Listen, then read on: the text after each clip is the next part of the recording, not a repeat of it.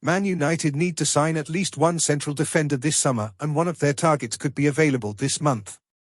By the close of play on Friday night, Gareth Southgate will have finalised his 26-man England squad heading to this summer's European Championship, and Jarrad Branthwaite is one of those players on the fringes who will be keeping his fingers crossed.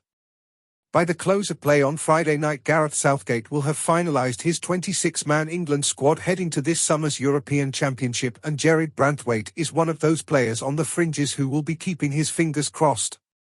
The 21-year-old was granted just half an hour against Bosnia and Herzegovina at St James Park on Monday night, and while he would have hoped for more of a chance, he still has Friday's friendly against Iceland to make an impression. But the fact he didn't play at all when called into the squad in March might suggest he doesn't feature that highly in Southgate's plans. That would come as a surprise given Branthwaite's form for Everton this season, with the centre-back performing impressively for Sean Dyche's side. He is also comfortable on either foot and plays as a left-sided centre-back, which is an area England have traditionally struggled in. That might not be enough to see him make the cut. If he is axed from the final squad, that might be a blow to Everton's chances of extracting a substantial fee for the defender, although it could also make it easier for a sale to be concluded before June 30th, easing the pressure the Toffees are still feeling when it comes to the Premier League's Profit and Sustainability Rules, PSR. You can be sure Manchester United will be watching with interest. At least one new centre-back will arrive at Old Trafford this summer, and Branthwaite is high on the list of potential targets. United's PSR position received a boost with their qualification for the Europa League, and although this remains a window in which sales will be required to supplement the budget, there are players within the squad who will leave, and funds should be easy enough to raise. It might be that United want to wait until after June 30th to make signings, with the substantial £150 million loss from 2020-21 set to fall off the PSR monitoring period from next month. But at the same time, they hold a stronger hand when it comes to negotiations with Everton if they need to sell this month.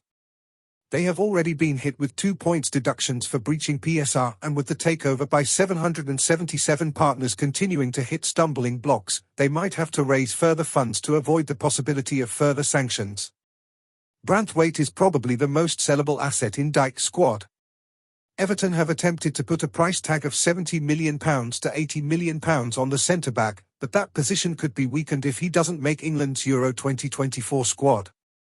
That value will also come down if a sale is required before the end of June. So come this weekend, United might know whether they hold a stronger hand when it comes to negotiations. With Dan Ashworth still on gardening leave, Technical Director Jason Wilcox and Director of Football Negotiations Matt Hargreaves will lead the window.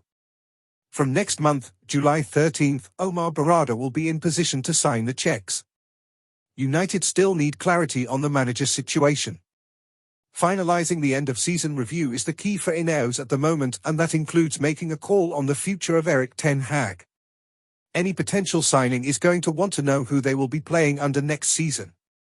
There is also an immediate focus on sales. Jadon Sancho and Mason Greenwood are both on the market, and permanent deals for both are preferred. That could raise substantial funds. But when it comes to arrivals, a centre-back and a striker are the priority, and an opportunity to do a deal for Branthwaite on more preferential terms could appear this week.